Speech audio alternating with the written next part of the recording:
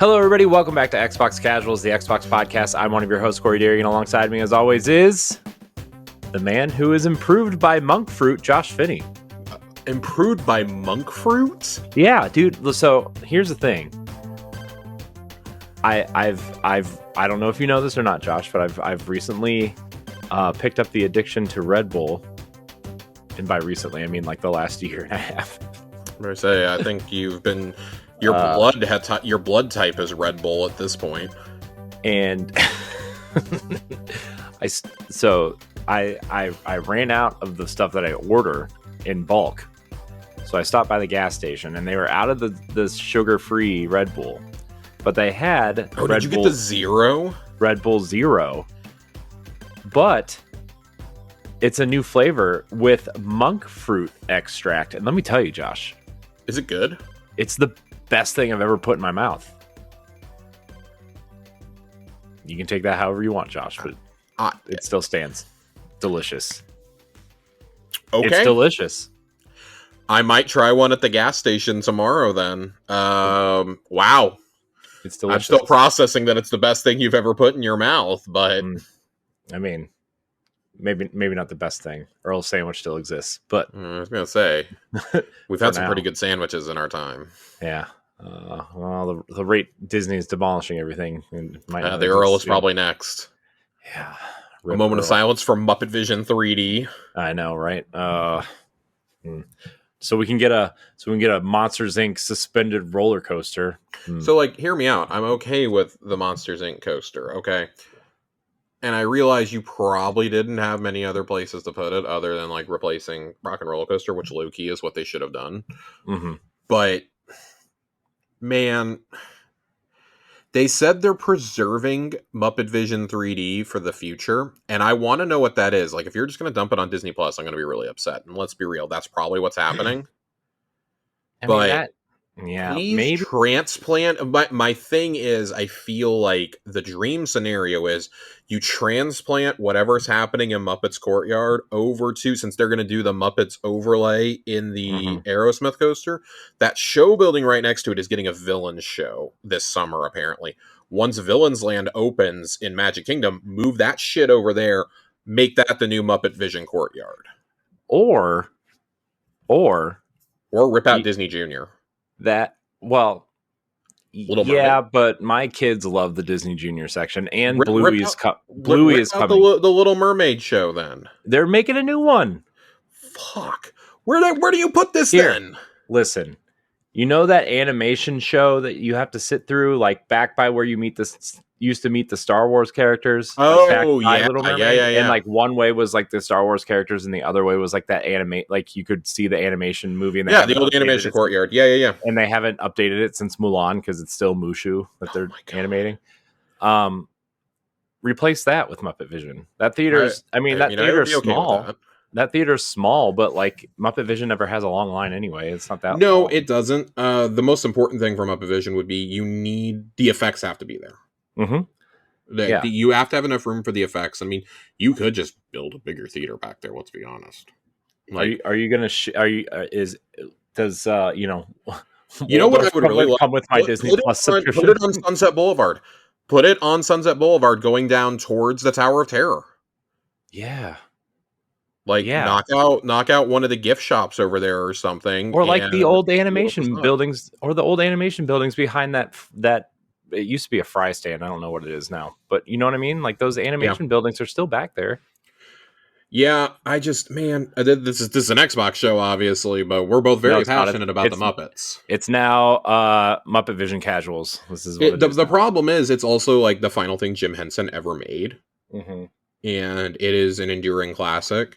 Yeah, I would love for them to find a place either in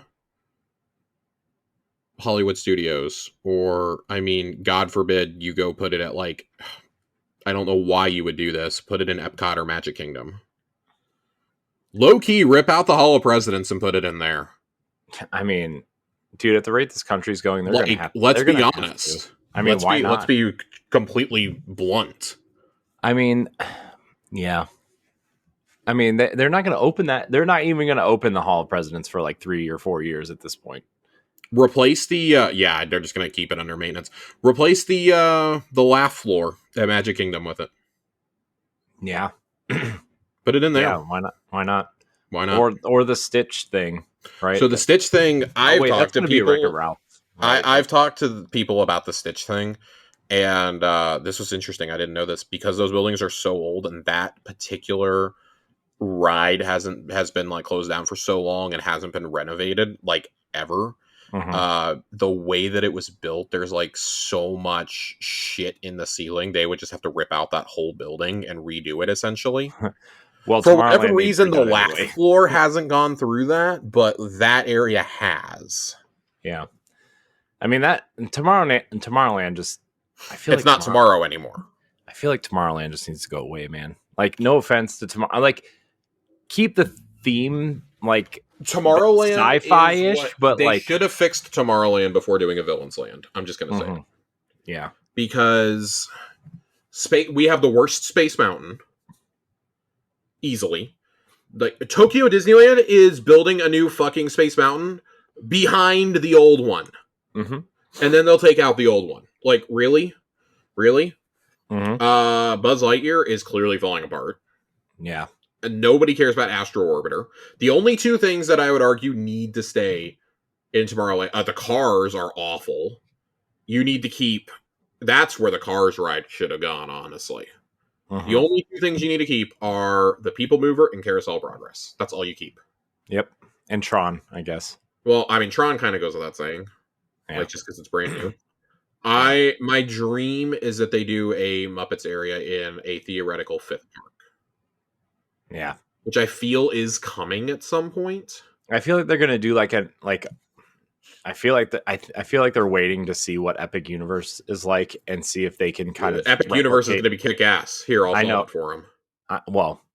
I feel like they're looking at that and they're going to be like, how can we kind of replicate this with our own IP at some point? You know, like I really feel like. I mean, I feel like Disney doesn't care about the Muppets. I'm going to be honest with you. They don't. Like, realistically, we should be seeing Sabrina Carpenter sing Espresso with Miss Piggy on a Muppets Tonight Show. But, you know, that would be too good for this world. It sure would. Man. It sure would, Josh. Now I'm really sad because, like, they just, God. And everything they've done with the Muppets has been, like, fairly decent. It just, like, hasn't gotten the acclaim. And I think it's because they let it sit dormant for so long. Like, the 2007-8 movie, whenever the one with Jason Segel came out, was such a hit. That movie was good too. They did Most Wanted, and it was not good. It wasn't awful, but it also wasn't good. And I think a lot of that's because Segel didn't come back. Because we forget that he wrote and starred in that and wrote the songs. Like, so that was a huge win. Did he ever say why he didn't come back? He said he achieved everything he wanted to with the first one. That was his thing. He felt that he had achieved everything he ever wanted to. His dream was to write for the Muppets, and he got to do that. So, hey, fair. Totally fair. True. I find myself really bummed because it's like, oh, then they let it sit dormant, and then they tried reviving it with a TV show on ABC, like 5 years after that, like 3-4 years after that. Right. I forgot about that. It wasn't bad, but I mean, people weren't watching it. Like, TV tastes had changed so much by that point. If that had been on something like Netflix or Hulu right away, that would have been a hit. Yeah. You needed to have it on dual platforms, kind of like how John Oliver was kind of from the get-go with HBO. You needed it to be something like that. You needed it available in multiple places. And then they basically saw that as a sign, like, oh, we shouldn't do anything else. And the only other thing that they've done with it was Muppets Haunted Mansion, which is awesome. Yeah. And they try to do maintain they should do like 3 or 4 more of these with them interpreting classic rides. Give me Muppets Jungle Cruise. Give me Muppets Space Mountain.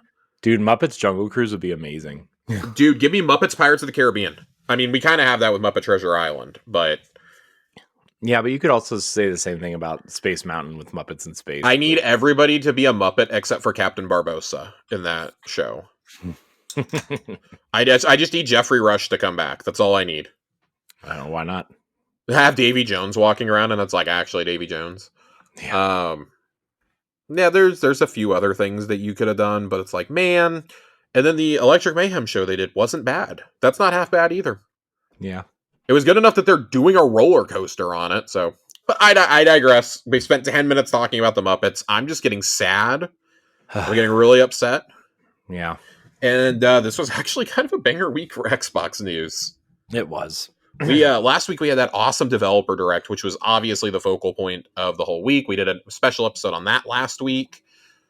But to recap, we got the reveal of Ninja Gaiden 4, the surprise drop of Ninja Gaiden 2 Black. We got footage from Doom the Dark Ages, from South of Midnight, and from Claire Obscura Expedition 33. Corey, is this shaping up to be maybe the most stacked year for Xbox ever? We talked about it a little bit last week, but I wanted to go more in depth this week because this release schedule is bonkers. Yeah, I know. And like, that's not even including like games that don't have release dates, like or like rumored release dates, right? Like Towerborn, or Gears E-Day is supposedly coming out this Yeah, fall. I wanted to get to that. Tom Like- Henderson, or not Tom Henderson, Tom God, there's so many fucking Toms. Tom Warren over at The Verge came out and said last week, right after the direct, that he has heard that E-Day is targeting 2025. Nate the Mhm. Hate came out and said that last week or a week or two ago, shortly after the Switch 2 reveal confirmation. Nate's pretty reliable. I'd say he's probably about 75-80% accurate most of the time. Mhm. But, yeah, including announcing the release, like leaking the release date of the announcement of Switch 2 on the day of the Bossies. Thanks. yeah. Thanks for taking that internet traffic away. Thanks, Nintendo. He has also heard. Nate said the same thing. Tom has also heard that the Oblivion announcement is coming soon, probably sometime between now and the anniversary of it releasing, which is March 20th. But that it is targeting a release as early as late spring. That could very well just be like a March drop, he says also. And then hints that this summer at the showcase, we could see the re-reveals of Contraband, Everwild, and see footage from Clockwork Revolution. Mm-hmm. So taking what we already know, so setting that aside, things that we know for this year, I'm getting my notes pulled up that I took. So January, I'm not technically counting Ninja Gaiden 2 Black as a first party release because Microsoft technically didn't publish this. They did publish the original though. It is worth remembering. February has Avowed, which review codes went out for that today. The embargo lifts on the 13th at 6 a.m., which is exactly 2 weeks from when you are listening to this episode. Mm-hmm. March right now is open, but very easily Towerborn could go into early access, or you could get the Oblivion. I don't think Oblivion is coming there. All signs kind of point to Oblivion being this summer. South of Midnight is at the beginning of April 8th. Expedition 33, while not an exclusive, is coming to Game Pass on the 24th of April. Doom the Dark Ages is May 15th. That, to me, that looks like maybe the one of two very early Game of the Year contenders from early footage. That looks Doom looks incredible. Yeah, Doom looks great. We gushed about it for like 15 minutes last week, but holy shit, Doom just looks fantastic. I read an interview with that Steven Totillo did on GameFile where he was saying that he had an interview with them, like he obviously knew it was coming, and did an interview with id, and they said, yeah, we didn't do multiplayer this time because they're like, yeah, the giant mech and the cyber dragon that you saw, we didn't want those to be one and done experiences, so we had the option to either do multiplayer or make those like multi-experience things, and we opted for the latter. Man, if those control well, they made the right decision. I think they made the right decision no matter what. I think everybody's realizing how hard it is to get a multiplayer game going. Mm-hmm. But June, the rumor is that Oblivion is coming in June. Would not surprise me if they announced it now. We saw real footage in June. Supposedly they're reworking stealth, archery, athletics, and a few other skills from things that we've heard. Would not surprise me if that was just like a, hey, it's available today thing. Mm-hmm. I really think the other thing that wouldn't shock me is if they save that for the reveal of Switch 2. So that leaves you July and August open. Outer Worlds 2 is coming at some point this year. Fable is coming. We know a new Call of Duty is coming. Ninja Gaiden 4 is coming. That's 4 more first party games coming, as well as the rumored E-Day. I think there's still a chance that Double Fine's next game could slip out this year. That would absolutely not shock me at all. So, man, I would, even if E-Day doesn't come out this year, and just those 4 games are like what's in the back half of the year, this is far and away their best year ever. Mm-hmm. Yeah. Ever. You would have to go back to early 360. We're talking like Halo 3 or like Gears 2 timeline for you to find a year that even competes with this, in my opinion. Yeah. Yeah, I mean this year is just, it's stacked. It's crazy. Like to be honest, I don't even want Gears to come out.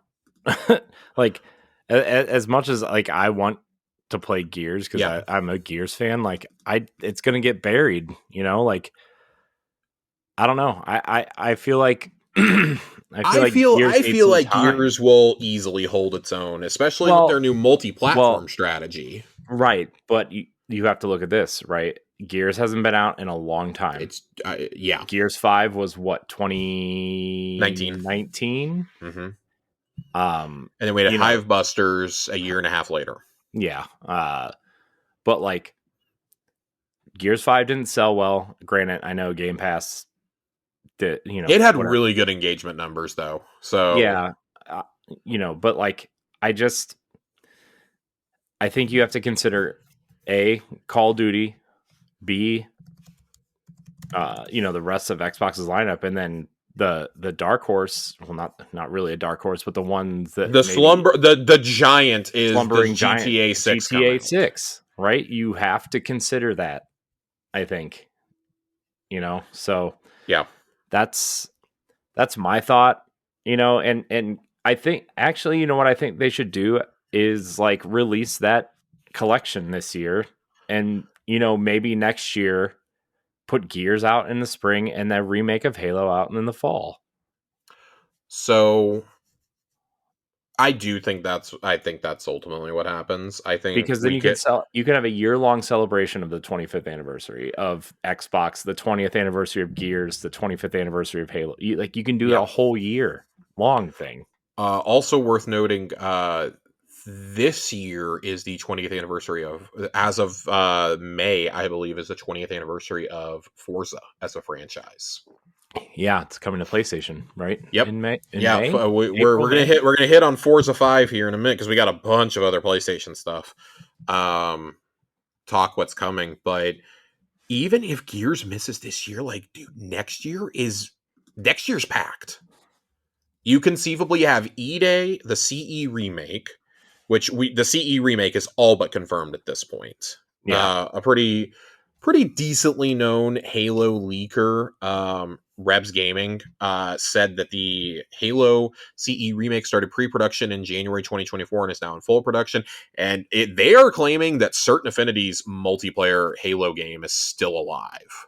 Yeah, I believe it. So, now that they've fully taken over the multiplayer, I believe that. Yeah, I think it's totally. I think obviously, I don't think it's a BR anymore, though. Oh no, it's kind of been confirmed that it's been retooled, right? Yeah, but I still think the ship has sailed on BRs. Yeah, I still think it's gonna be like a huge suite of modes, though. I mean, I almost wonder if there will be a mini BR mode in there. So I'd be fine with a mini BR mode. I think that's kind of what Warzone's was. It was BR before BR. It was PvVe. And I really loved Warzones, but it was a pay-to-win mode, which I really hated. Yeah. Yeah, no rec packs or anything like that. Funny enough, Halo is the one existing franchise that I think an extraction shooter would actually be awesome. Yeah. Also, just learn from the mistakes of the past. Please give us Forge right away in whatever the next Halo is. I have gone pretty hard into this camp that we're going to get the CE remake reveal this year and get the tease for what's next from Halo Studios. Yeah, I think you get a teaser trailer and you get the full reveal next year. Yeah, when they push whatever the new hardware is, whether that's next, I think it's next year. Microsoft clearly does not give a shit about console generations anymore. We got a Phil Spencer interview that like doesn't necessarily confirm that, but that confirms they're changing their approach to hardware. Yeah.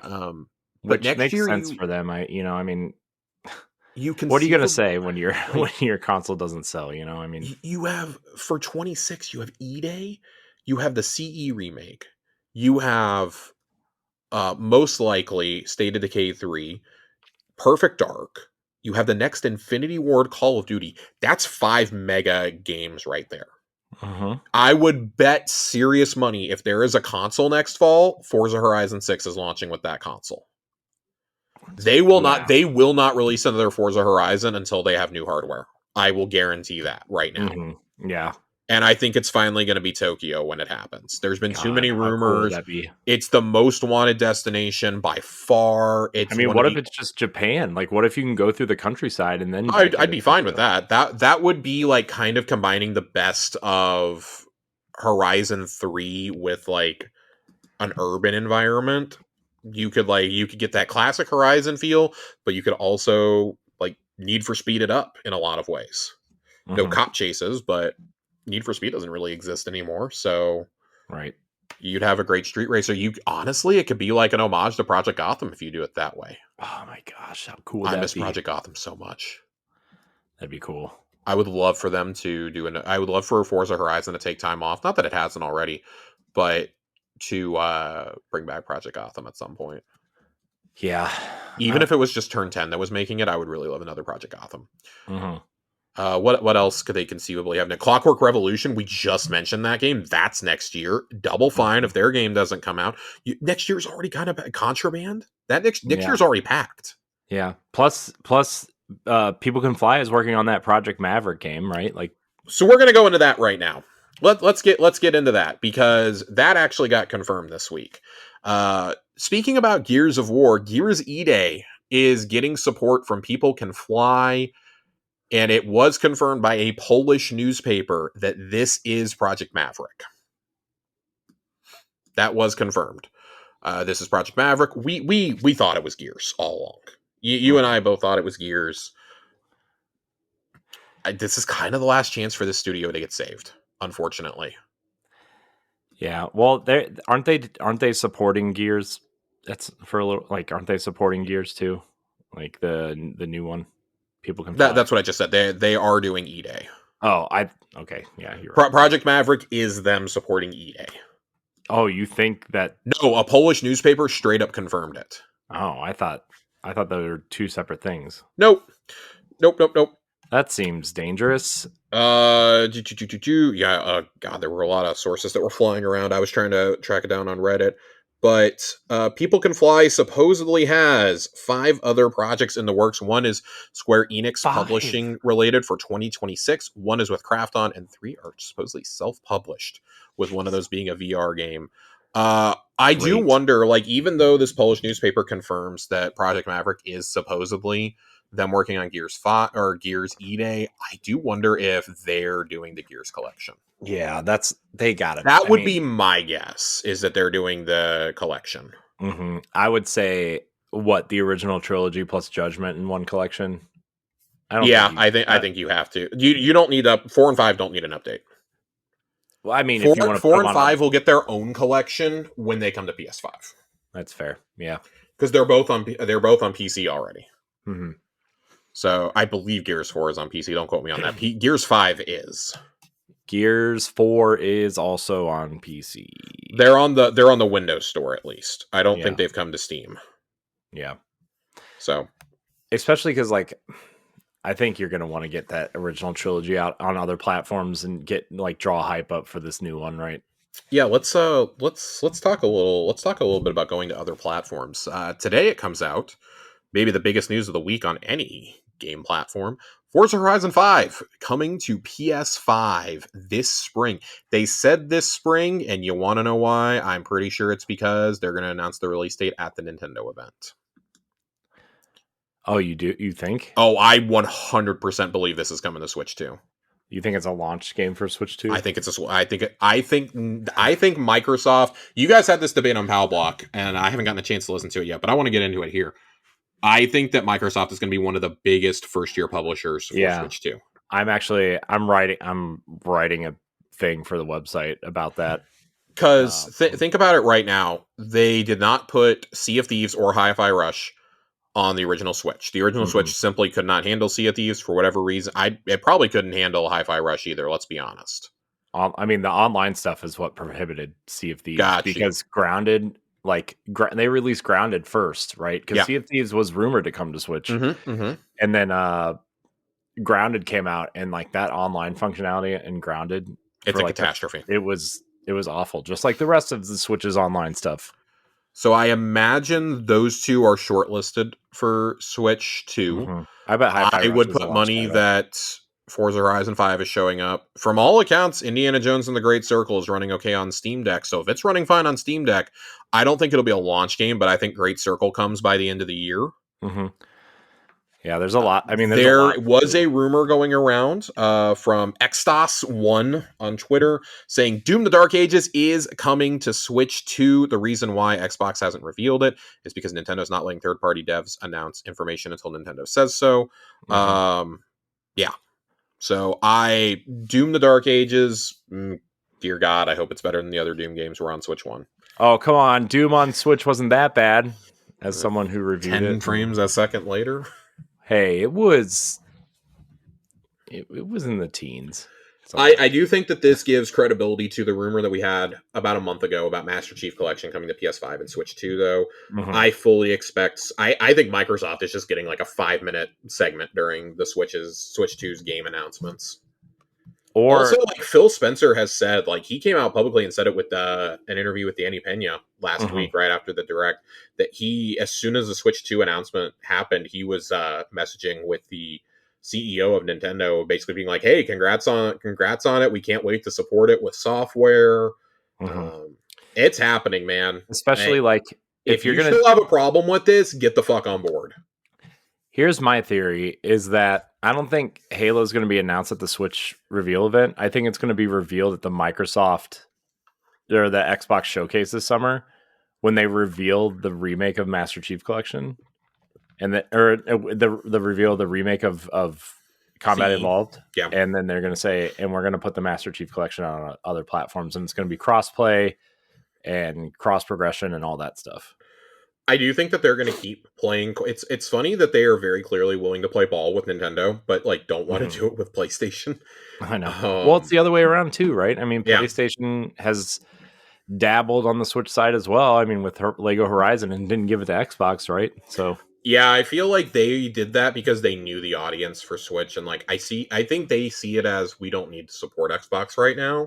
But if Xbox does go to a handheld, which we're going to talk about handhelds here in a minute, then I think they're going to be forced to. But Jez Corden also apparently came out and said earlier today, Master Chief Collection is 100% going to PS5. There were some people speculating about this earlier that Starfield failing to do numbers and failing to improve the console sales is probably what ultimately resulted in this radical shift.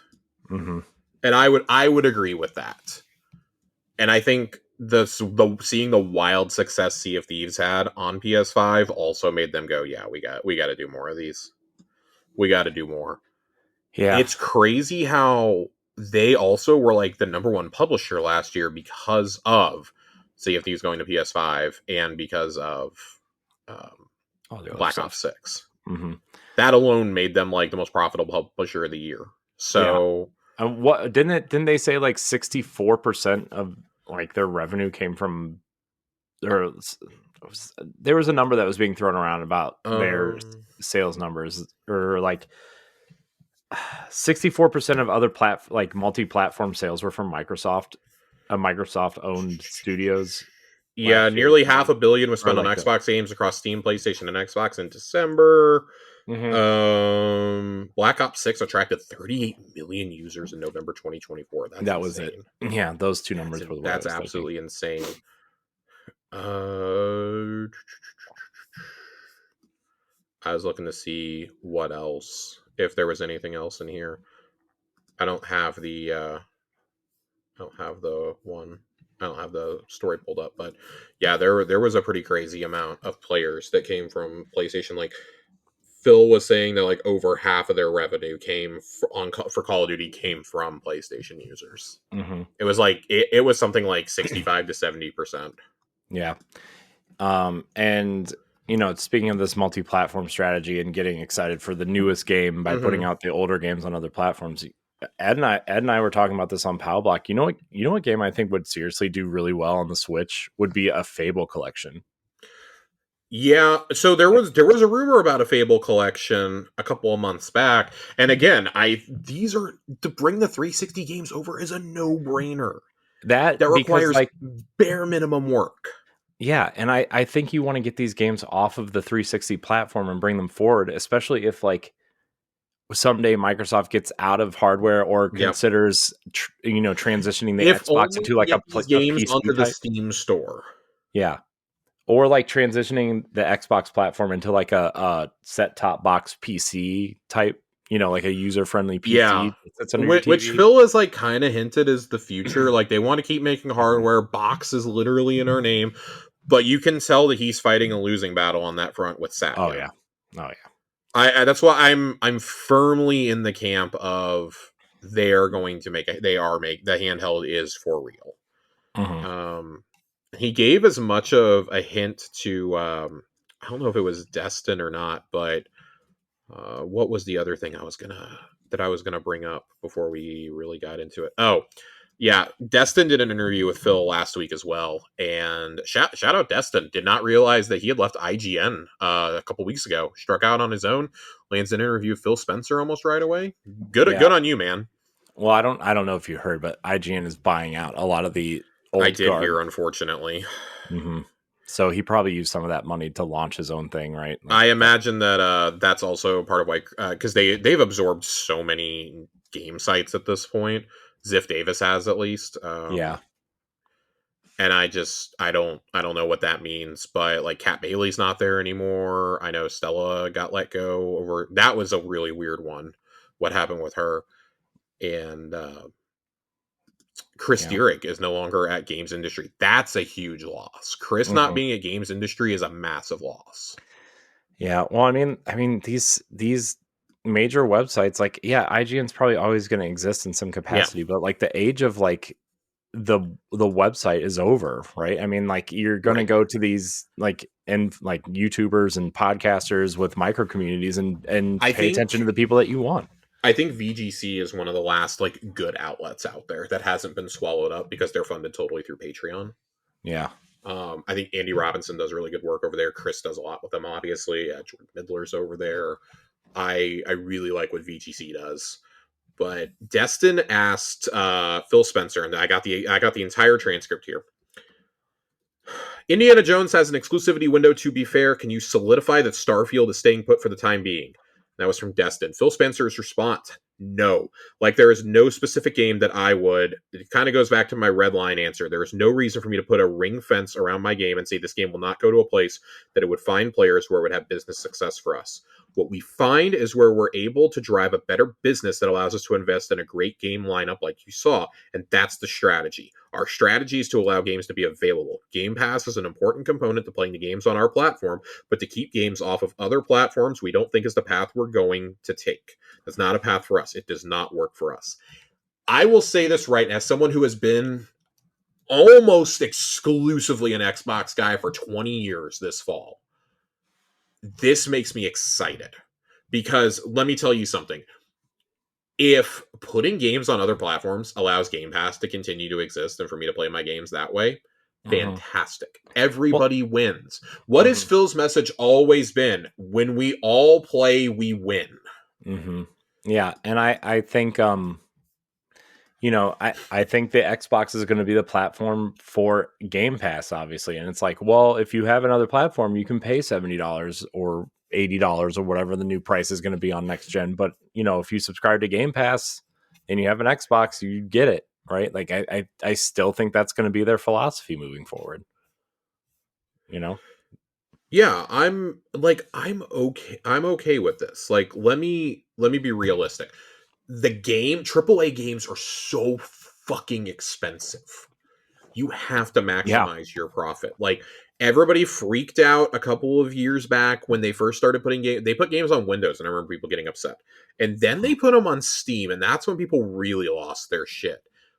Xbox was kind of ahead of the curve in that regard, putting their games on Steam.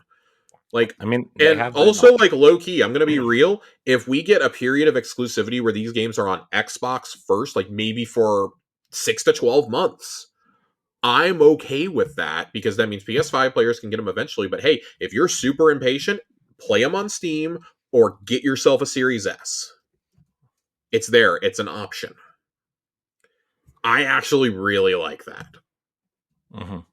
Like, I know that's not what the hardcore Xbox community wants to hear, and I sympathize with that. But guys, the writing was on the wall. Like Starfield and Redfall being failures should have confirmed this for you. Also, you wants to like let's recap the first 4 years of Series X. You launch a console in a pandemic with one game, Gears Tactics. Oh boy, nothing makes me want to run out and buy a next generation console like Gears Tactics. The lineup that year wasn't horrible, but you didn't have an anchor game. You Yeah. had Well, I mean, Ori. it was supposed to be Halo, right? I mean, It was supposed to be Halo Infinite, which you delayed 3 months before coming out. I can't believe you ever thought that game was ready to release. Thank God you didn't. But you had Ori and the Will of Wisps earlier that year, and you had a whole bunch of smaller games, which those games weren't bad, but those are games that those are the appetizers or like the drinks between courses, right? And it was supposed to culminate in Halo Infinite, and it didn't, obviously. 2021, you have nothing. You have nothing until we get to summer. You want to know what your first exclusive is? It's fucking Flight Sim. mm-hmm. Oh boy. Oh boy. Like Flight Sim, great game, don't get me wrong, but oh boy. That and Psychonauts not moving consoles. Also, Psychonauts available on PlayStation. Psychonauts 2 is another one I think is coming to Switch 2 right away. I think there's going to be a bundle. I think it's a bundle too. Yeah, I think it has to be. I think there's going to be an HD remaster of the first one. I would love that. I love the original Psychonauts. I also Costume Quest 3 win, but I digress. You have that. You put out another game that is not on Xbox, which is Age of Empires 4, which again gets you great reviews. And then you have Horizon 5 and you have Halo Infinite, which everybody decides Halo Infinite about 6 months after launch is shit because it doesn't have maps. And that is a completely fair assessment. Despite how good the campaign is, despite how good the multiplayer still feels to this day, it did not have the content. And so they lost that. They got out of the gate with this massive influx of players. And then classic Microsoft, classic 343 did not support it at all. You had momentum behind HCS coming out of that. Like that first like 6 month stretch of Halo Infinite is the most excited I've seen the Halo community since the lead up to 4. Uh-huh. And then poof, it all went away. It all went away. You didn't have Forge. Forge didn't come out for over a year after launch. You didn't have Firefight. You didn't have any of these modes that people really wanted. You had no maps. You launched with 3 big team maps, for God's sake. I'm the biggest Halo defender you're going to find, and even I'm like, that was some bullshit. 2022, kind of the same thing. You had 3 really small games. You had As Dusk Falls, you had Pentiment, and you had Grounded's full release. Again, all 3 great games. Grounded and Pentiment both easily made my top 10 that year. Pentiment was arguably my game of the year. But those aren't going to move consoles for you. 2023, kind of your last shot. Redfall flops. Redfall was a disaster. The only reason we're not harping on Redfall more at this point in the game is because Concord came out a year later and said, "Hold my beer." That is the only reason. That's the only reason. Starfield, it was a fine game. That's the nicest thing I could. It was fine. It was an 8. It was an 8. At best, it was an 8, and there's nothing wrong with an 8. There's a problem when that 8 is your only AAA game you've released that has any sort of traction since year 1 of your console. And then we all know last year, good year. They started off a little rough, but again, like once you hit like September with Age of Mythology, you kind of took off. And you're carrying that momentum into this year, but it's 3 years too late. This is how the first year of a console should have gone. Yeah. So I just like, you have nobody to blame but yourself at this point. If losing a generation is a thing, you did pick the worst generation in the history of video games to lose, which nobody thought digital acquisition was going to take off that fast. But yeah, so now they're having to pivot. I think they arguably have the best ecosystem of hardware, of UI, of controllers. They do low key have a great portfolio, but the games are unpolished when they come out. And just people aren't willing to engage with a console games are barely being sold in stores for it anymore. Microsoft clearly wants to go digital, and they've wanted to go digital since 2013. Yeah. And look how look where it's gotten them. I love Phil, but look where this strategy has gotten them. And I can't help but feel that part of that is he's being stymied at every turn. We've said repeatedly the Activision deal likely was not his decision. It really reads that way to me now. With them getting more into publishing, Satya's wanted to get rid of hardware since like 2016. So I don't know. Yeah. I do think that Xbox continues to exist in some form as a device, but it's going to be sold as a portable Windows device, just with the Xbox name slapped on it. Yep. And that's fine. That's totally fine. Right. I just want Game Pass. Selfishly, I just kind of want Game Pass to endure at this point. I have no problem with paying for these games, but that is so many games you're about to release that are about to be so good. Basic human services and needs are getting more and more expensive every year. Yeah. Like at a certain point, the dam is going to break. Right. And it's right as we're getting into a decent lineup. Right. Speaking of decent lineup, I don't know if you saw this or not, Josh, but there's a Halo live stream tomorrow, community live stream at 4 p.m. Eastern. It is for the new season, I believe. Is it? Okay. Yes. Okay. Never mind then. All right. Never mind then. Yeah, I do believe that that's what it is. It says tune in for explosive new surprises. It's going to be it. If it's anything other than their new season, which they've been teasing for the last week, or HCS news, then I will be absolutely floored. I cannot fathom you announcing something major for Halo just in a Friday afternoon live stream. Right. I would be shocked. I think has to be. I don't even know if you end with Halo anymore at an Xbox show. I don't even know if you open with it anymore. I think you can comfortably put Halo in the middle. Not that it's not important, but just because you've mishandled the IP so badly for 10 years. I think you could open with a Halo Combat Evolved remake. I think you could open with that. You could, but then that probably leads you into, Chief Collection is coming to Switch and PS5, and here's Halo 6, or here's Halo 7, or whatever it's going to be called. Yeah, well, what you could say... personally, I don't want to open on, 8 minutes of Halo. I mean, that's fair. I mean, you could also close on it, and then read more information on Xbox Wire, and that's where you can dump the news that the Master Chief Collection is coming to other platforms, right? Like, maybe there's one final update for the Master Chief Collection on Xbox. They tie Halo 5 into it finally. Yeah. I'm kidding. It actually can't work. Feasibly, it cannot work. I know. Which is hilarious to me that if they bring Master Chief Collection to other platforms, they're going to have to bring Halo 5 on its own. They'll probably just do a bundle of them, but that's really funny to me. Man, that Halo, I think they just want everybody just wants to move on from Halo 5. I think everybody just wants to forget it exists, honestly. But you could do an entire blowout presentation with Halo Waypoint or whatever it's called these days. Halo Studios could do a whole thing. I would actually love for them to come out at the first major of the year and announce, hey, Halo Infinite multiplayer is coming to PS5. Straight up. That is the one thing that might get people playing this game again. Now with all the content added too, and I can't wait for the revisionist history of, oh boy, there goes Corey.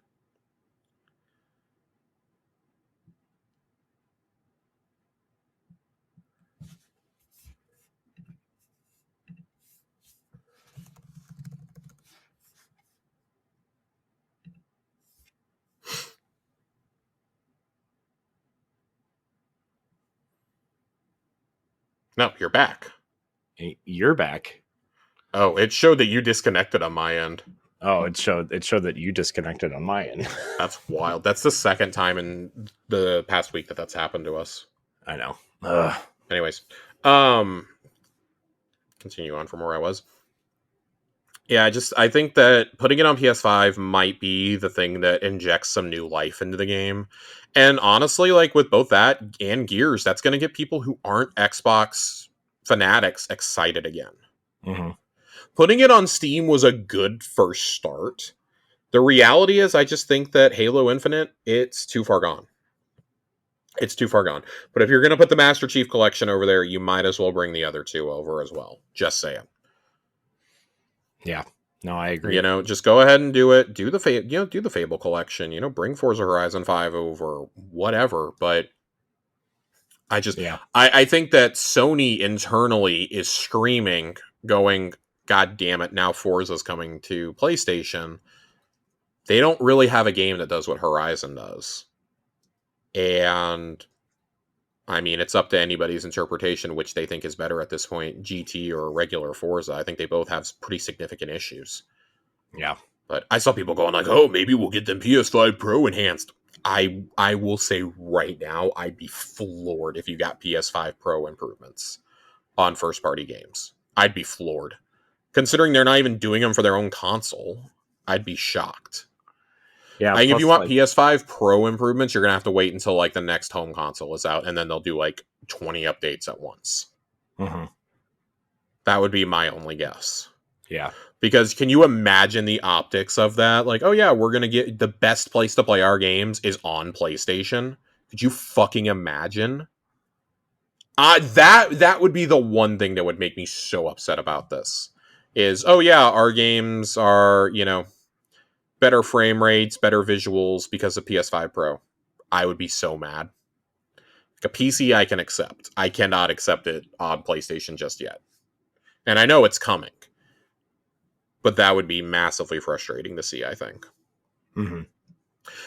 I think the other big anvil that they have to drop this year is, when do the floodgates open with the Activision games?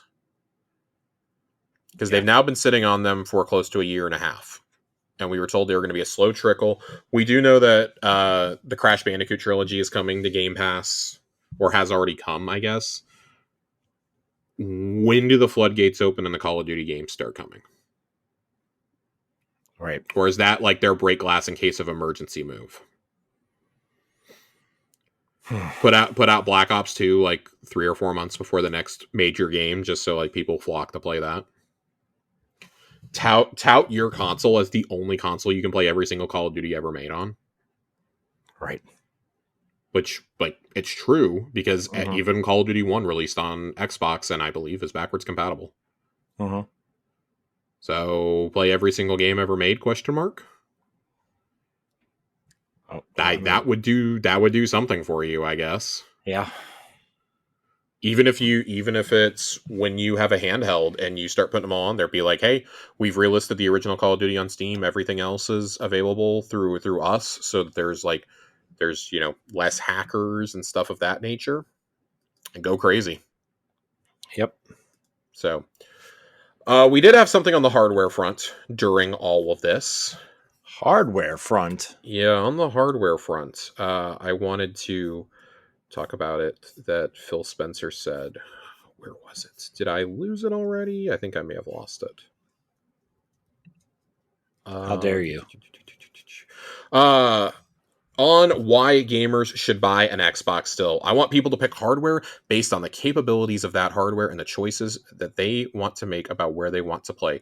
We want our hardware to win based on the capabilities that we have. Hardware is critical and fundamental to what Xbox is, and we are not trying to keep games off different platforms. Kind of just in line with what Phil has always been saying. He did have a quote that I cannot find anywhere that I read earlier in the week about how they feel like they kind of have a leg up on the competition already, because they have enforced the parity clause for Series S, and that they have no plans to drop it, because that lets them better prepare for the future. To me, that confirms that is the internal, maybe a slightly upgraded version of the Series S is the internals for that handheld. Mm-hmm. And that was the biggest confirmation to me that that's what Switch 2 is targeting also. Yeah. So I think we've hit this barricade in terms of what you can do with visuals and with fidelity, and now it's all about performance and portability. It's about being able to play your games wherever you want to. Like they were talking in the earnings call about how hardware revenue was down, but services were up a few percentage points. Mm-hmm. And that was it December or January? I think it was December. Was their biggest month ever on record for cloud. Like 40 billion hours were played on the cloud, supposedly. Yeah. So, well, here's the thing. My nephews are obsessed with Xbox Cloud gaming. They love it. They play. They Minecraft? both have no anything. They both have Series S's, and like their hard drives are small, obviously, and like they have like my one nephew has Fortnite and like Roblox, I think, on the hard drive, but he plays everything through the cloud. Like they played through the Halo campaigns in the cloud. Interesting. And like they're obsessed. The two things they're obsessed with are the things that we make fun of all the time, which are cloud gaming and VR. They're obsessed with both. So my nephew bought a used iPhone so he could play Xbox games through the cloud. That's why. That's a wild statement for me to hear. Yeah, me too. I couldn't believe it. Jesus Christ. I couldn't believe it. Believe it. I can't believe it's not butter. It's something. It is something. One other last thing I wanted to note before we move on to some non-first party news. Well, I guess we have a little bit more first party news. Did you see that the Team Ninja said last week that it was that Phil was responsible for getting Ninja Gaiden 4 made, and it was his idea to have them collaborate with Platinum? Mm-hmm. Yeah, that was really cool. They said talks first started like 6 years ago. Yeah, on Ninja Gaiden 4, and that I fully believe, because Phil's been saying for how many years he wants Japanese games to Xbox. Mm-hmm. Well, I mean, if that's what you got to do, right? I mean, this feels like the when they were going around looking for like Eternal Sonata and Blue Dragon and Lost Odyssey. This feels like that era almost again, but like obviously Ninja Gaiden's not a JRPG, but still, it's like they went around and they're going to publish the games and they're going to bring them over, and if you want to play it, well.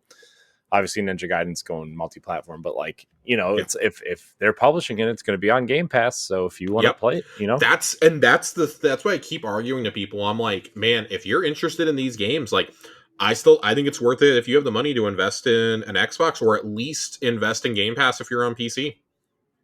Mm-hmm. Because now the only downside is when you do it on PC, you have to play them through the Microsoft app, which is awful. The Xbox app is awful on PC. Mm-hmm. It is still damn near unusable. Yeah, it's awful. The Xbox app. They said in their earnings call they've seen the most growth in PC subs, that like 20% they had a 20% increase quarter over quarter on PC subs. They're seeing 20% more on PC than they are on console at this point. And I think it's because if you have an Xbox at this point, you have Game Pass. Hopefully, you just do. Yeah. I don't know why you would have a console and not have it at this point, but that's where we are. And I mean, realistically, think about the Series S. Like, how many games have we not had because of the Series S? 2. Like 2, and one of those, they're actually rectifying the problem. It just took forever for them to figure out how to do it. The final update of Baldur's Gate 3 ever is the split screen update for Series S. Mm-hmm. It remains to be seen how that's going to work, but it's in preview testing. If you're an Xbox Insider, you can go test it right now. Yeah. So I'm excited for that. My girlfriend really wants to play Baldur's Gate, so we're excited for it. And Black Myth Wukong is the only other one, and Wukong doesn't even run effectively on PS5. So I feel pretty okay with it. Like, especially if you go and make a handheld and you have Xbox, Steam, Epic, Itch, and GOG, you're set. Yeah. Like, you're kind of set for whatever you want to do. I would argue the only thing that you're really missing at that point is when PlayStation inevitably makes a service of their own, which is coming. Like, PlayStation's going to make a handheld next generation. Oh yeah, I mean they've kind of already confirmed it. Oh, they've outright confirmed it. It's funny because like I do feel like they are a couple years behind the curve on that one. Like, yes, they have experience making handhelds, but that was forever ago. Like, this can't be another Vita. or Yeah. PSP. Like this has to have like low end PS5 power essentially when you release it. Yeah. I think that's also acknowledging that you're kind of hitting a brick wall with what you can do also. Yeah. Unfortunately, and that's long been Sony's thing. Like I was having this conversation with a friend the other day. I says I don't even think that's that like Sony is like kicking Microsoft's ass so much this generation. It's just that Xbox has stepped on their own dick for like the last 8 years. And then on top of that, like realistically, like, Sony's had like a game a year since PS5 came out. They've largely coasted since Ragnarok came out. Let's be honest. And that was that was a PS4 game though too, right? I mean, that like It was, but like their this two is biggest why games this generation have been PS4 games though.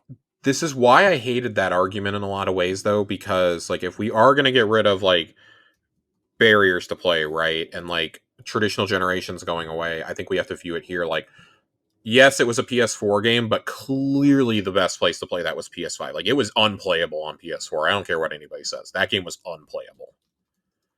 It sounded like a jet engine when you tried to play Forbidden West on it. Like good luck, even on a PS4 Pro. So like, okay, like I do get that argument. I did find it really funny that Returnal was PS5 only and Ragnarok and Forbidden West weren't, but I digress. You had Spider-Man 3 in 2023, and then last year, I don't think they thought Helldivers 2 was going to be the hit it was. What was it, like third best-selling game of the entire year? Yeah, it was top 5 at least, I think. I don't think anybody in their wildest dreams thought it would be that good. No. That well received.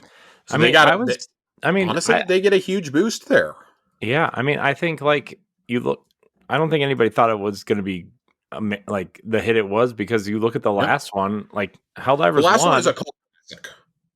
Like it has its community and people love it, but like the people that love it are the people that are playing it. It wasn't like, oh, let me try it out. Oh, who was it that we used to know who played a lot of it? I mean, Matthew Keel, our friend Matthew Keel played a lot of it. He still kind of plays it sometimes on Steam Deck. I'm trying to remember what the show was called, but it was someone that was podcasting a lot when we first started out, like all those years back. Lee and his wife Rebecca used to play it a lot. Oh, Nerd Overdrive. Yeah, Nerd Overdrive. They used to play it a lot. They were the champions of it for years to me. They were really big fans. Yeah. I remember they were like, man, Helldivers is so good. Like Greg Miller used to talk about Helldivers. And then like if Helldivers isn't the hit it is, like even if it's good and it's not the hit that it was last year, what they had Astrobot. Yeah. Like, which don't get me wrong, like I think they're plenty happy with putting out a game of the year candidate every single year. But that was still like they would have gone 1 for 3 at that point. Right. But I mean even Astrobot like didn't make them a ton of money. I mean, yeah, the budget was 60 million, but like it sold 3 million at $60. So what that gives you $180 million. That covers your budget and your marketing money. Yeah. You know what I mean? Like it still didn't make them a ton of money. No, like and yet I think Astrobot was kind of the perfect game for them at that point. Oh, they yeah. needed a game that reminded people like, hey, we make things other than third-person action adventure. So, like, I mean, I think this year is going to be a lot better for them. I think the competition is definitely back. You've got Death Stranding 2 is coming. That's going to be a huge hit.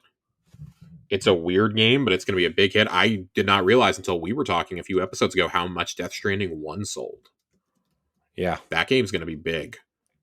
Yeah. You know, people will turn out. It's going to be this huge cinematic experience. Even if they're just picking it up to see, like, what weird thing Kojima cooked up this time. That'll be a hit. Ghost of Yotei is absolutely my most anticipated game of the year right now. Yeah, I know a lot of people are excited. Ghost of Tsushima is straight up probably the best PlayStation game of the last 10 years to me. The only one that rivals it for me is God of War. The 2018 God of War. That's the only one that comes close for me. And Ghost of Tsushima, I think I love it so much because I have such a deep love of Assassin's Creed, and it was the game I'd always wanted. Like, I love Odyssey, and this surpassed Odyssey for me. Yeah. So, like, you have those two games. What else do you have? Like, maybe Marathon comes out this year, which, good luck. Maybe Fair Games comes out. Good luck. Will Fair Games come out? Will fair games come out? I Tune mean, into the Sony showcase in May 2025.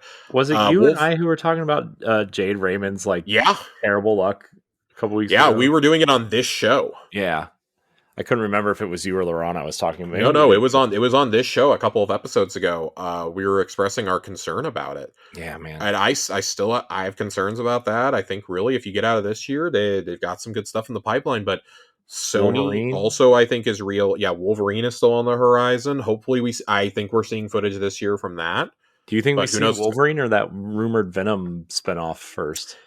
Yeah, I'm interested to see what Insomniac has cooking for us because they did cancel the DLC, the supposed story DLC for Spider-Man 2, according to the internal hack that happened. But with Ted Price stepping down, I'm not sure what's going to change at Insomniac in the short term. Yeah. I think there's plenty there. Nintendo probably has like 3 bangers locked and loaded. Let's be honest. We talked about 3. that a little bit last week too. I think they have more than that. I mean, They even probably do. Let's be honest. I think they have 3 brand new titles. I think they have a bunch of remasters and remakes also coming. Post Super Mario Brothers Wonder, it's been a little rough. But I think they earned that given how good they did this generation.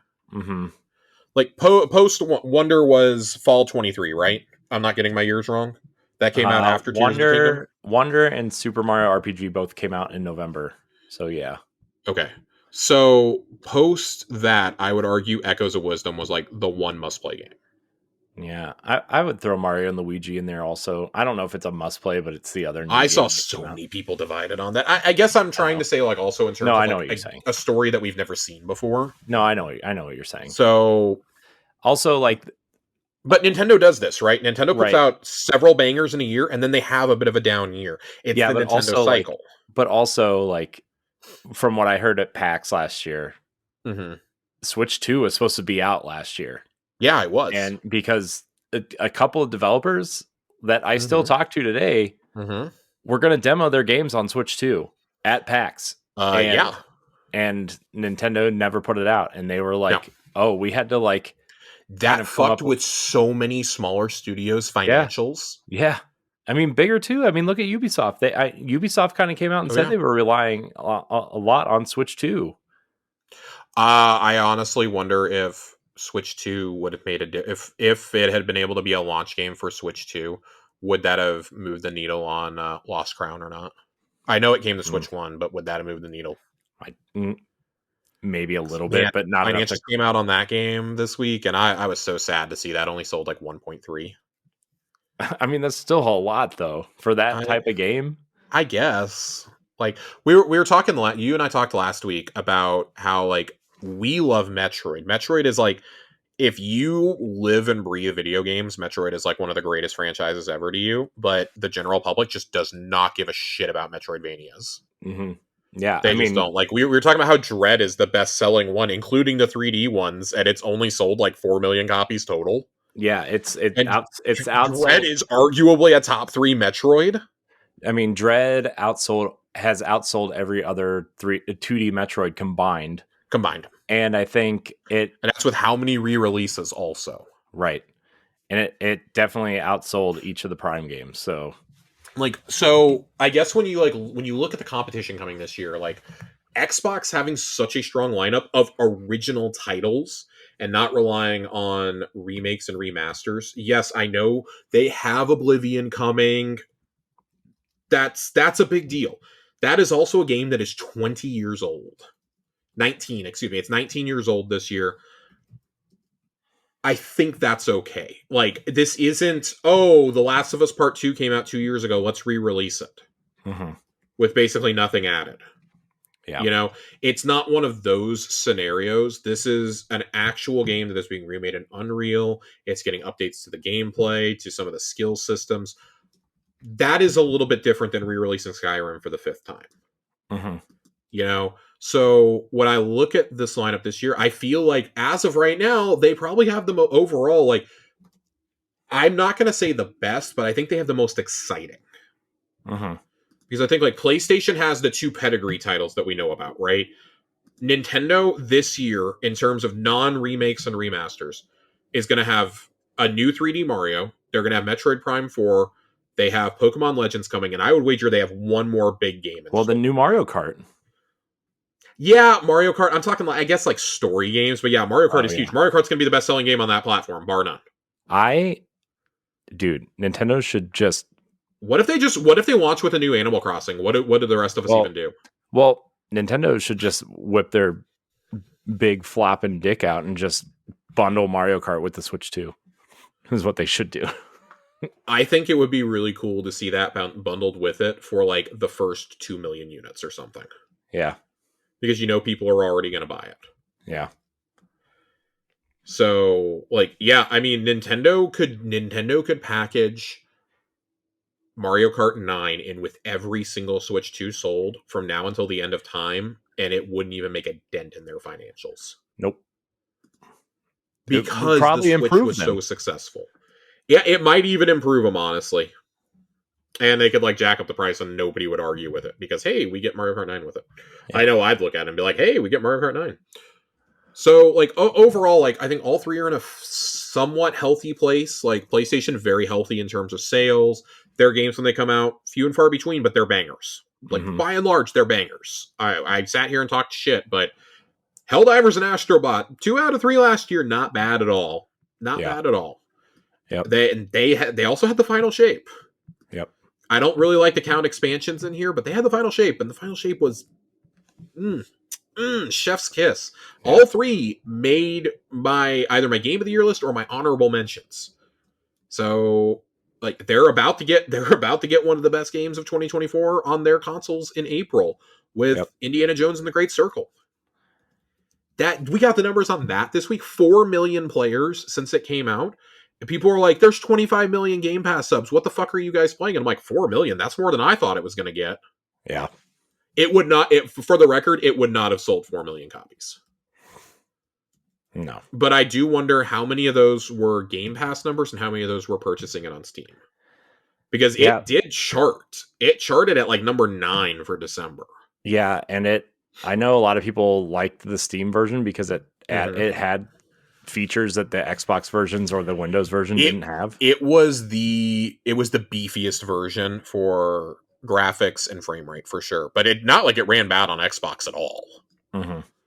That was a butter smooth experience for me. Like, that's the quickest I've ever been able to dip in, and that was the true example of what quick resume should be.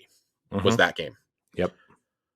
So I really enjoyed that. I can't wait for people to play it. Hey, if those sales lead to us getting another, there's already talk about a second one coming. I think that Machine Games would really love to make another. I personally think they're already making it. Mm-hmm. We know that there's story DLC coming, which I would imagine is probably coming out in April. Yeah. I can't wait for that. I'll gladly play another one of these if they want to make another one. Like, I don't know if it was John Drake, but Machine Games said they've already asked if they can make another one. Yeah. So I'm sure they will, right? I mean, I'm sure they will too. This was the IP. We talked about it. This was low risk, very high reward. And what was the result? Probably Xbox's best single player story game in a generation. I would have to, in terms of a actual story, AAA story game, I have to go back to Quantum Break to find one that was as good as this. And it's better than Quantum Break. That's not even a question. I'm arguably going back to the 360 to find one as good as this. I thought it was hyperbolic when I think it was Jordan Midler over at VGC reviewed it and said, oh, yeah, this is Xbox's best story game in over a decade. And I was like, there's no way. And then I did the math on it. I was like, oh, shit. It actually might be. Like, the only other two... There's a few games, but it's like, do you consider any of them AAA? And the answer is Pentiment, no. Hi-Fi Rush, no. Or the Ori games, no. Right. You're going back to either Quantum Break, which, depending on how you felt about Quantum Break, or, like, Sunset Overdrive, which wasn't super story driven. It was very good. It's a very good game. It was one of the best games of 2014. But, how story heavy do you think that one really is? Right. I'm arguing you're going back to the 360. Like, it's simply put, it's one of their best games ever. And it's very poetically funny to me that this is happening right as they're going multi-platform. Right. Not that I think Indiana Jones and Troy Baker were riding in to save the Series X generation, but it is very funny to me that this is happening. Right. You can't help but laugh a little. Right. But hey, play Indiana Jones. Please go play Indiana Jones. It was very good. I got one or two other stories for us, Corey. One of these has to do with Avowed. We talked about Avowed a little bit earlier.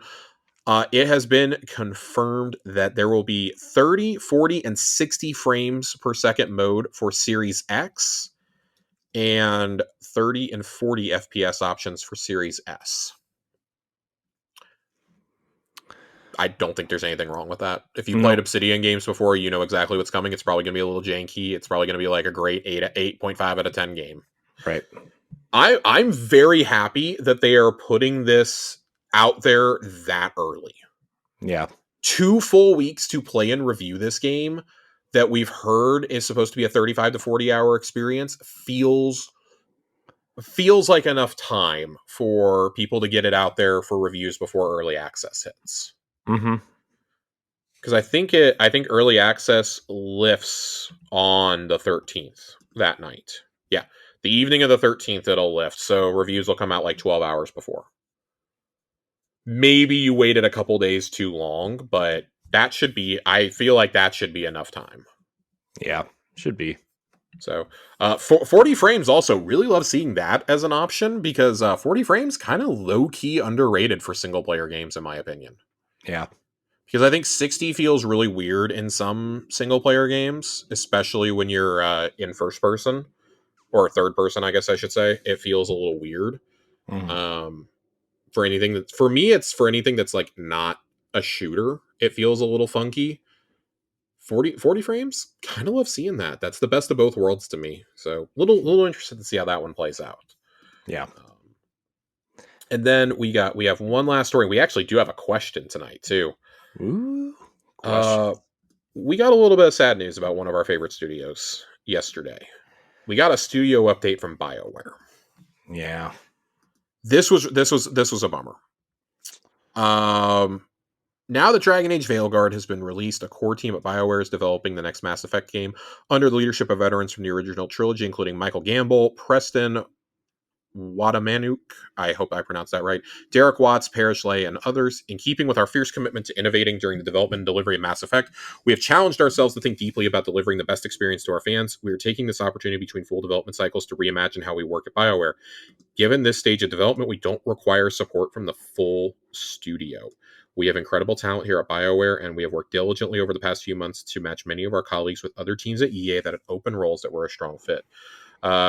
This will see BioWare become a more agile, focused studio that produces unforgettable RPGs. We appreciate your support as we build a new future for BioWare. And that was from Gary McKay, the general manager at BioWare. This was a fancy way of saying we're winding down BioWare. I realize I am not in the majority here. I loved Veilguard, but Veilguard drastically underperformed. Yeah. Sales wise. So by like 50%, I think they said, right? Like that was the number. They said it missed projections by 50%.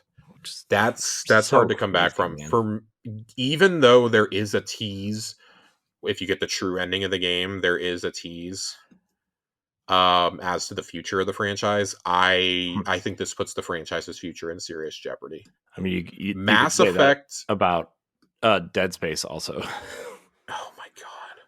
Mass Effect 4, because we're not calling it 5, we're calling it 4, really feels this is BioWare's last chance. Yeah, this is it. This is it. This is it. And I don't even want to say this is it. Like, Mass Effect can't simply be good. It has to knock it out of the fucking park if you ever want to see another Mass Effect, or if you ever want to see another Dragon Age ever again. Yeah.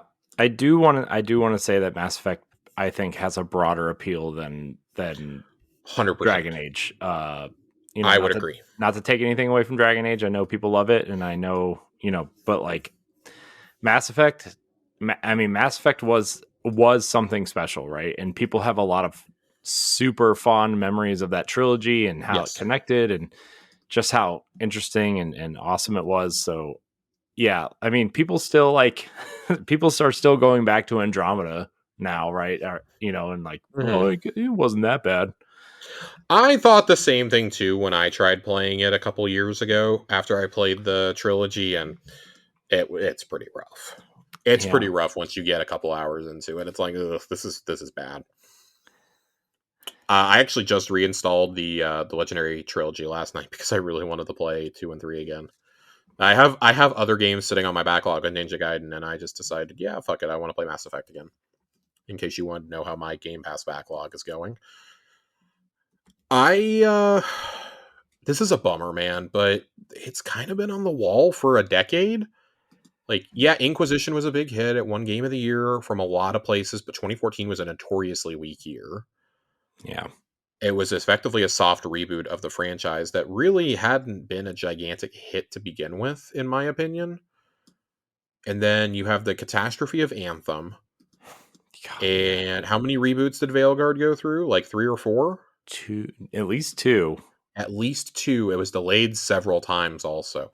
I actually thought that they were bullshitting last year when they're like, "Oh yeah, it's going to come out." And then suddenly they show up, they have that cinematic trailer which was awful at the Xbox show. Oh yeah, that was terrible. That was terrible, but they have the gameplay previews that week and released gameplay footage and it looks awesome.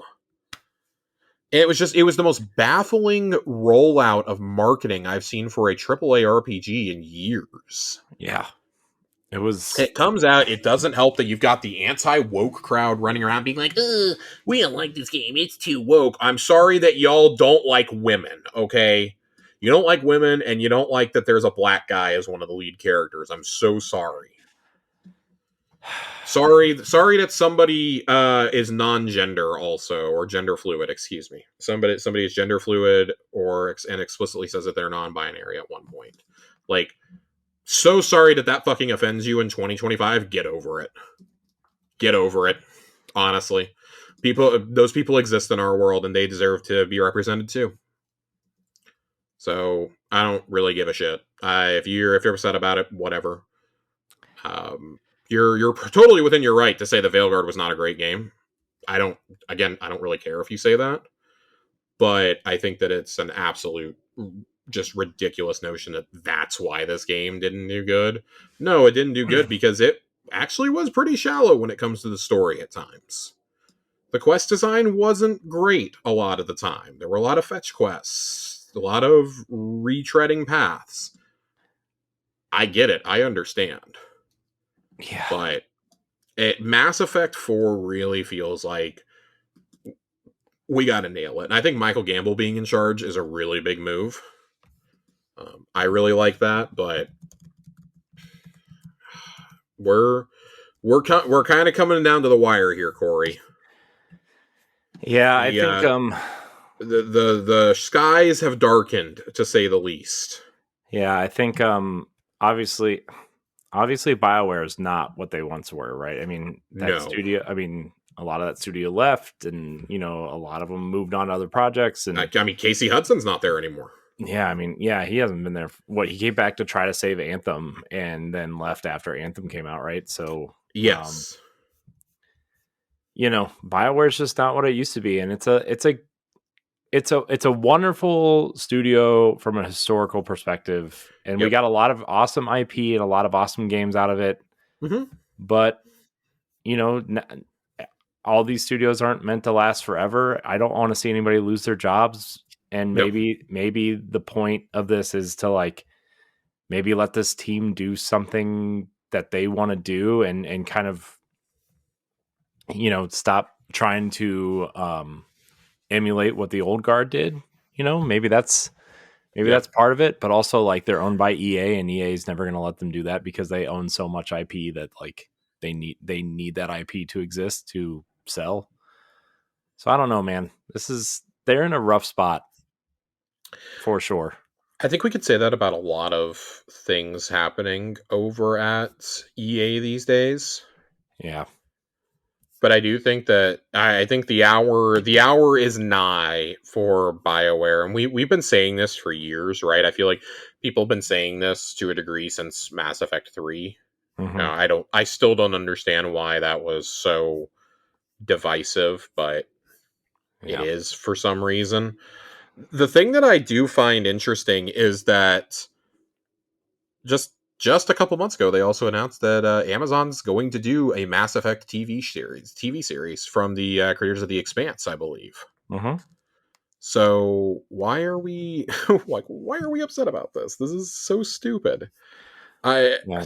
I really hope that it's good, but there were rumors that Edmonton was going to close down. Thank God that didn't happen. Man, Yeah. Anthem really did a number on this team, though. Well, you saw. I don't know if you saw the rumors of this, but what's his name? EA CEO. What's his name? Oh, His name is- Jesus. I mean, regardless, there was a rumor that he is being prepped to take over as CEO at Disney when Andrew Wilson. Andrew Wilson, when Bob Iger retires. Oh, God. That would be a catastrophe. So, to say the least. And I know EA's kind of been going through like a internal leadership change. And I mean, he's still at the top, but the rest of that organization has been going through some changes. And, some of them are better and some of them are for worse. And, I think it continues to floor me that Joseph Ferris has them publishing his games. Yeah. That's maybe the most surprising publishing partnership in the industry. Yeah, but if they're going to fund his games, why not take that free money, Yeah. It's free money. Like after he pays that money I'm back, always all that team money get your bag. Yeah. And he's smart enough to take it, like they don't own him, yet he can take their money, like that. He's in a win-win for sure. And they don't get mad at him for saying fuck the Oscars on Jeff Keighley's show. Yeah, and then he wins every award. Then he wins every fucking award. Yeah, Split Fiction comes out in like 2 months. That's going to be another big game. Yeah. We have a stacked Q1, man. Yeah. Monster Hunter Wilds is a month away. Exactly 1 month away today. I know. I'm so excited. It's going to be fun. But yeah, BioWare, man, I never want anyone to lose their jobs. I hope for the best. But EA is really going through it. The mismanagement of the Star Wars license, everything that happened around Anthem, the constant delays to what would become Veilguard, and the Mass Battlefield Effect 4 fiascos. was revealed like 3 years ago. Yeah, the Battlefield fiascos. The last Battlefield. Oh my God, Battlefield. I mean, Respawn is the one studio that seems to function right. Right, and I mean, even Apex is kind of seeing it. Apex has fallen off, but I mean, the Jedi series also lost their director. Mm-hmm. He's moved on to another studio. Just please make Jedi 3 as good as Survivor was. Survivor, arguably game of the year in 2023. Game's amazing. Game is that first one was great, but the second one is amazing. The only game that stands among it when the Star Wars pantheon is the original Knights of the Republic. Yeah, it's so funny. Like if you go down the list of like best Star Wars games, it's like KOTOR, Jedi Survivor, KOTOR 2, Fallen Order, yeah. Rogue Squadron 2, and then it's like a big drop off. Yeah. Speaking of, Josh, Jedi Power Battles came out this week.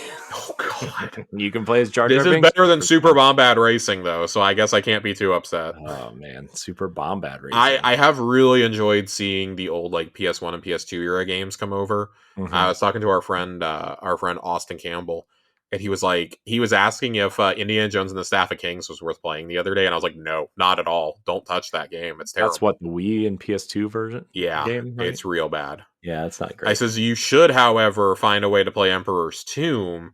And I says I'm really hoping that since they've seen how popular this one was, if it doesn't cost them too much money, maybe they like partner with Microsoft because it was given away as a Games with Gold title years ago. Maybe they partner with them to get it put back on the service and maybe do like an HD re-release really fast. That would be nice. That game's just like hand it to Asper. What else is Asper doing? The KOTOR remake that's never coming out? No, Saber's doing that now. Oh God! So even worse. Got it. Yeah, just hand it to whatever team is doing Jedi Power Battles. I'm sure they're doing Clone Wars next, which nobody else wants either. Saber did Warhammer. That Warhammer game that just came out. Yeah, I think they just published it though, didn't they? No, they developed it. Did they really? Yeah, because whoever owns Warhammer published it, I think. Now I'm upset. Developed, Saber St. Petersburg Focus published it. Yeah. Oh my god. Oh, I'm disgusted by this. Dare I believe? Oh, They they've also got so many subsidiaries though. no, there's This one in was Florida. so this was the one in Russia made this. Yeah, So I would not that's be the main studio. That's I would that's not their be exactly energized about this. I'm looking to see if they have a studio assigned to it yet. Oh my god, they have so many games in development. What the fuck? They don't even. It's not even listed on the wiki anymore. cheese. Nice. Jesus Christ! Oh yes, it is. Here we go. Oh, it just says Saber Interactive. It doesn't tell us what actual studio is doing it. Dang. I would guarantee you it's not the Space Marine studio though. Knowing our luck, it's the one that just did like I don't know Mud Runner VR or something. God bless America. Yeah, that's like that and Evil Dead are like the two good games that I'm seeing on here. Everything else it's like, oh boy, this is rough. This is real rough. Oh no. Oh sweet Jesus. I'm not inspired by some of these. They did make RIPD the game though, Yeah. and Time Shift. So I guess we should feel encouraged here. I don't know. File that under games that are never coming out from the from past showcases. Yeah, that trailer was cool. That teaser was cool though, of Revan just lighting I was the I was lava. on vacation during that showcase when our friend Ray and we were watching it on a bus, and our partners are just staring at us like, "What are you two doing? Sharing headphones?" We're like, "We're watching the PlayStation Presents," and we're like losing our shit because we saw Spider-Man 2 and Wolverine and KOTOR like all back to back. Hmm. And then I was like, KOTOR's never coming out, right? And he was like, yes, it is. And we looked up who was making it. He's like, oh, it's never coming out. I hate being that guy, but it's like, yeah, it's not. It ain't coming out. Golly. We do have a question before we get out of here, Corey. This one comes from our Tower Casuals Discord server. We got a question from Jiggly Panda 2. It is not a crossover question. That's being saved for next week. God, Thoughts on the shocking success of Marvel Rivals? Do y'all like it, or is it not for you? We love Marvel Rivals. is it a shocking success though? I feel I like think that it game, was when it first came out. I think it was because the narrative that we got all last year was people are tired of arena shooters. The beta test did not go over well. The alpha did not go over well. Concord crashed and burned. huh? But man, and I I guess think we were all really scared. It was a NetEase game, man. I know I was scared. yeah, And then it comes out and it's maybe the best multiplayer experience of the year. yeah. It was arguably the best. Like you can make a very strong case for Helldivers too. Yeah, I mean they're both up there, right? I We mean, both put it in our top 10 though. yeah. Marvel Rivals is awesome. It's like the first time I've been really into a multiplayer experience in a Mhm. long time. Neither one of us played Overwatch in its prime either. I did, but Oh, you did. Okay. but you know it was but again it was the game we played because Destiny was on a downswing, right? It Yeah. wasn't like we were super You in. weren't actively seeking it out. Yeah, it was like, oh well, I guess it's going to be like 8 months before another expansion comes out, so we might as well play Mm-hmm. something fun. The other thing I think that's really resonated with Marvels is the characters are fun to play, but also it's characters you know and love. Yeah, With the exception of like Luna Snow and Jeff the Landshark, which most people probably don't know, but like basically every other character in this game if you've been around Marvel at all for the last couple of decades. So I'm having a lot of fun with it. I very much like the addition of Reed Richards and Sue Storm. I think they've been a lot of fun. Can't wait for Johnny Storm and Ben Grimm, the Thing, to be coming here in a few weeks. I do appreciate that they did their own version of Lucio Ball for this Lunar New Year event, and it's an event, all right. It's an event. They got some work to do on the events, but already I think that the events are, in terms of rewards, miles ahead of Destiny. Like, Destiny can learn a lot from this. Yeah. Yeah. And again, it's like, it's too little too late, but you really could learn a lot from this. I think I think it was shocking to us at first for like a couple of days, and then the shock wore off, and it was like, oh yeah, it's because it's Marvel. Yeah. Once people got over I think like hardcore gamers got over the NetEase fears. I can't tell you how many times I played a cash grab and I've seen NetEase pop up on there. It's been a really fun time. 29 million unique players in the month of December. That's insane. And it helps that it's free to play. It's characters that everybody knows and loves. They're all fun to use for the most part. Mm-hmm. I can think of very few characters in that game that I've tried that I did not have a fun time playing. Now, granted, like it's like Overwatch. It's way more fun when you play with friends to me. Mm-hmm. I don't really love solo queuing in this unless I'm trying to do a few specific challenges here and there.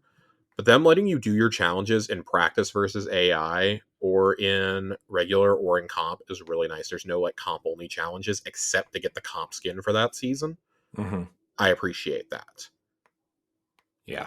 I'm having a great time. The skins look great that you can get in the shop. There's a lot of movie skins in there, which I think really resonates with fans. Yeah, I think that's cool, especially given the art style. It even gives the movie skins like a really cool makeover at this point. I would say, except for the Wolverine from Deadpool and Wolverine. That is that is a choice, buddy. He is Wolverine in this game in particular. I feel like he's so fucking goofy. Yeah, that a goofy is a word for it. Yes,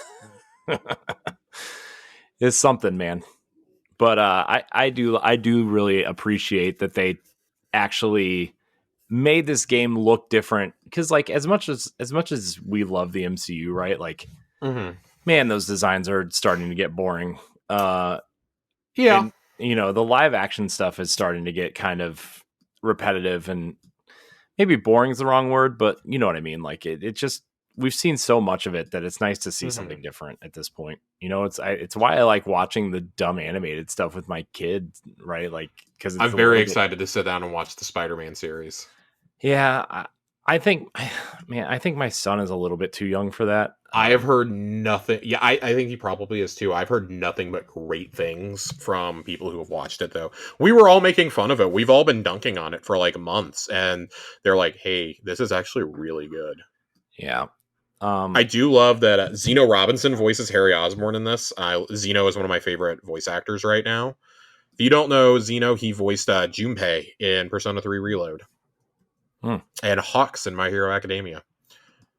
So Zeno is a great voice actor. I love Zeno. Very, very excited for that. And I think Coleman Domingo voices Norman Osborn. Yeah, I saw people, some people liking it, and obviously the other half of social media complaining about it. Well, the half that likes to complain, the usual suspects. Yeah. I will say I also appreciate that they've come out and announced that Charlie Cox and Vincent D'Onofrio reprise their roles as Matt Murdock and Kingpin in this. Yeah, that's cool. That was very rad for them to come out and announce ahead of time. I like that. Alex Lee is in this, who I really like. Yeah, I really think one of my favorite voice actors. I think they got a great cast for this. I really think that Charlie Cox and Vincent D'Onofrio love playing those characters. I think they do too, and I think it's because they just get to ham it up as much as they want to. Yeah. By the way, Daredevil, the new Daredevil season looks. I'm hoping it's good. I was not as high on Daredevil as everybody else was. I really liked it, but by the time we got to season 3, I was like, yeah, I'm ready to say goodbye to this for a while. I only really liked the first season, but I love season 2 because I think John Bernthal did the only Punisher I've ever given a shit about.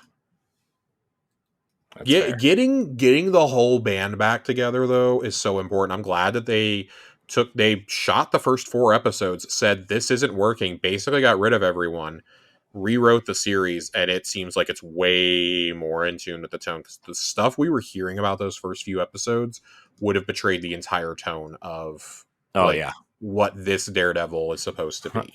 I also like how they kind of came out and said, yeah, we're ignoring what happened in She-Hulk, pretty much. So I think that's really funny because let me tell you something. If I was Daredevil and I got with She-Hulk, I would never stop talking about it. I love She-Hulk. I will be a firm She-Hulk believer until the end of my days. I thought that was great. And I think him being in it fit perfectly. I liked it. I didn't love it. I liked it a lot. I've liked everything after that significantly less in terms of the TV shows. Dude, I don't even remember what came after that. Echo, I didn't even finish. So Echo came after Secret Invasion, Echo, Loki season 2, Agatha all along. I liked Agatha. I didn't love it.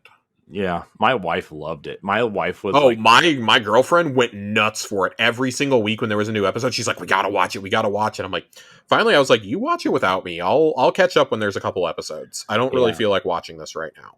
Yeah, the first run of those shows was bonkers. Yeah. I haven't even watched Loki season 2 yet. So I haven't either. I have a really unpopular opinion. I did not like Loki season 1. I didn't either. That's why I didn't watch season 2. You talk about characters that I'm tired of seeing. I like Tom Hiddleston's Loki, but I thought he had a very fitting send-off in Infinity War and in Ragnarok. Mm-hmm. I thought that was a great end to the character arc, and then for this to be a Loki that we don't even care about, like that we haven't gone on this journey with, and we're basically going back to the Loki from Avengers 1 was really frustrating.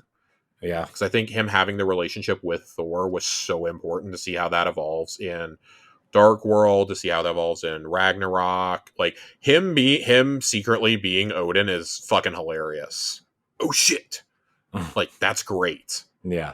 I love that. Your savior is here. Get help. Like, Ragnarok is so good for their relationship. And in Infinity War, like, Thor's entire arc throughout Infinity War and Endgame really is centered around getting vengeance for Loki and for the Asgardian people. Mm-hmm. And then to just, like, feel like that's all being undone, I'm just like, yeah, I can't do this again.